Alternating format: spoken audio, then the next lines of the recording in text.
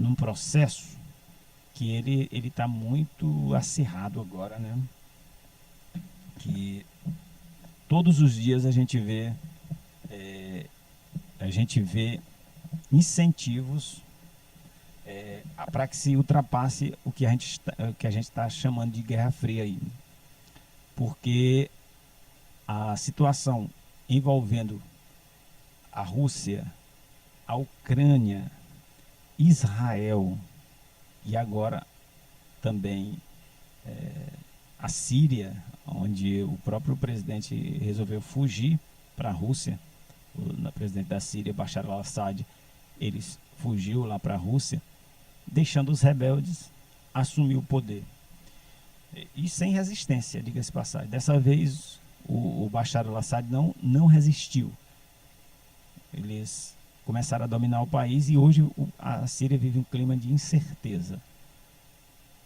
Sendo que hoje países da Europa também desconhecem diplomaticamente aquelas autoridades que estão hoje, aqueles rebeldes que assumiram o poder institucionalmente, né, como um governo confiável, né, enfim. Porque quem era o representante legal era o Bashar al-Assad, que depois que saiu do poder foi para a Rússia, fugiu com a família dele e deixou o país.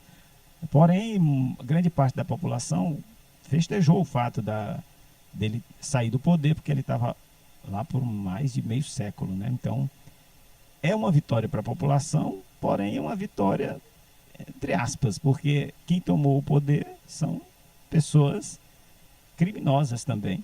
Então a gente não tem lá um clima de paz. Essa é a grande verdade. Por outro lado, tem a questão de Israel, que ainda não foi bem resolvida. Não há ainda um acordo de paz ali, um cessar-fogo entre o que acontece em Israel com o que acontece na faixa de Gaza, né, e nos arredores ali de Israel também. Israel já está invadindo um outro país. A faixa de Gaza, a situação é muito delicada por lá. As pessoas estão passando fome, as pessoas estão sendo mortas.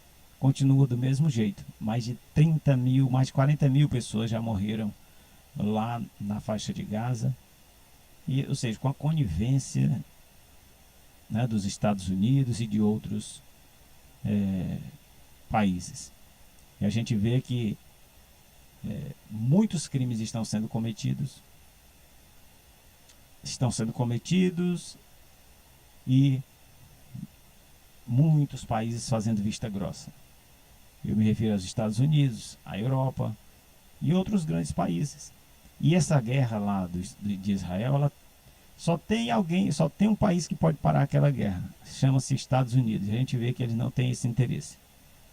Inclusive agora, os Estados Unidos estão querendo utilizar a força de Israel militar, ou seja, na verdade é a força dos Estados Unidos via Israel na Síria, para acirrar ainda mais o clima de guerra. Então, ninguém sabe o que vai acontecer ali, né? Outra questão que está mal resolvida é a da Rússia com a Ucrânia, porque nós temos de um lado ali a OTAN, que é apoiada pelos Estados Unidos, países da Europa, e esses países querem que a Ucrânia seja integrante da OTAN. Já vão começar a enviar, além de armamentos, soldados lá para Israel, melhor, para a Ucrânia.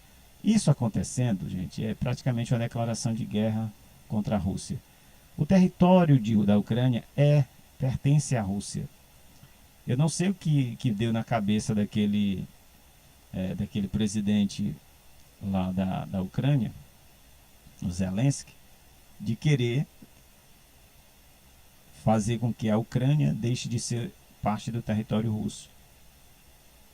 O fato é que, ao fazer isso, a guerra começou por conta disso. E pode escrever aí, a Rússia não vai dar de graça aquele território. Então, ou a população vai ser expulsa 100%, ou vai morrer pessoas ali até o dia em que eles resolverem encerrar a guerra. Porque tudo indica que ela só vai ser mais acirrada ainda. A Rússia está usando cada vez mais armamento pesado, cada vez mais pesados para enfrentar aquela situação. E ao intensificar a quantidade de armas mais potentes naquele país, a utilização, ao fazer isso, o clima da guerra também vai aumentando, fazendo com que o uso mais intenso da força gere também um problema entre as nações. Então você vê que os países que hoje integram a OTAN já falam em exercícios militares na Europa para um possível confronto mais direto com a Rússia. E aí nós estamos diante de uma guerra mundial.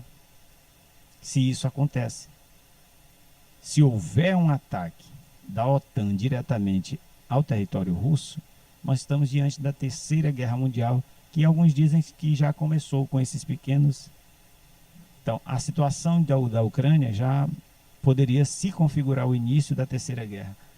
Só que o problema maior para a humanidade é que uma guerra em proporções mundial, como as pessoas, costumam chamar, ela, na realidade atual de hoje, onde você tem bombas atômicas muito mais potentes do que aquelas utilizadas na Segunda Guerra Mundial, dessa vez, quem está em perigo é a humanidade. Não é só aquela nação que está participando da guerra, é a humanidade. Então, é bom se pensar muito bem antes de iniciar uma guerra com grandes proporções, porque o planeta pode não aguentar uma guerra desse tamanho. Nós temos armas suficientes para destruir o planeta Terra hoje. Então, a quem interessa uma guerra mundial? Pelo menos aos seres humanos não interessa. Ou seja, e eu fico me perguntando por que tanto dinheiro utilizado em guerra? Por que esse dinheiro não é usado para promover o mínimo de igualdade social ou de igualdade de condições, já que a igualdade mesmo não é possível, mas que você possa promover o mínimo de investimento na educação, investimento na boa saúde das pessoas, de oferecimento de bens culturais, enfim, que melhores salários sejam pagos, porque o dinheiro que é gasto em guerra, em armamento, dava para fazer tudo isso, se na cabeça dos governantes morasse a paz, porque a paz ela existe, desde que você mude os pensamentos. Mas na cabeça dos governantes mundiais, a paz ela anda longe. Enquanto nós tivermos governantes que só pensam em guerra, a paz ela não vai reinar. Então, a paz está na cabeça das pessoas. O que passa na cabeça transborda em ação. Então, se a mente dos governantes só pensa em guerra, eles com certeza não promoverão a paz. Então, é que a gente possa torcer para que essa mentalidade mude. A gente precisa promover a paz e não ficar noticiando, incitando, porque a mídia também internacional, a mídia nacional também incentiva a guerra. Ao noticiar, ao dar vazão a determinados discursos, a dizer que fulano está contra fulano e contra cicrano, isso aí tudo incentiva a guerra, né? Então, gente, nós estamos diante de uma encruzilhada. E para mim essa situação de guerra ou não guerra mundial, ela é tão relevante atualmente, por quê? Porque ela coloca em xeque a nossa própria existência enquanto ser humano. Então, ou a gente dá a devida importância à promoção da paz, ou daqui uns dias a gente vai estar sobrevivendo. Essa é uma verdade.